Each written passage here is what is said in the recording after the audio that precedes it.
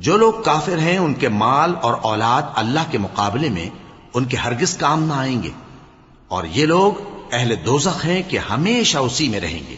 یہ لوگ جو مال دنیا کی زندگی میں خرچ کرتے ہیں اس کی مثال آندھی کسی ہے جس میں سخت سردی ہو، اور وہ ایسے لوگوں کی کھیتی پر جو اپنے آپ پر ظلم کرتے تھے چلے اور اسے تباہ کر دے۔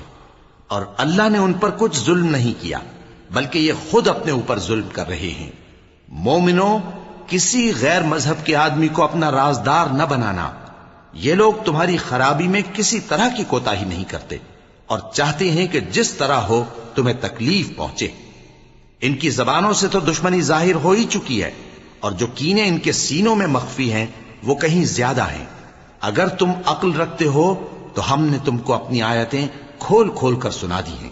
دیکھو، تم ایسے صاف دل لوگ ہو کہ ان لوگوں سے دوستی رکھتے ہو، حالانکہ یہ تم سے دوستی نہیں رکھتے، اور تم سب کتابوں پر ایمان رکھتے ہو اور یہ تمہاری کتاب کو نہیں مانتے، اور جب تم سے ملتے ہیں تو کہتے ہیں ہم ایمان لے آئے ہیں، اور جب تنہا ہوتے ہیں تو تم پر غصے کے سبب انگلیاں کاٹ کاٹ کھاتی ہیں۔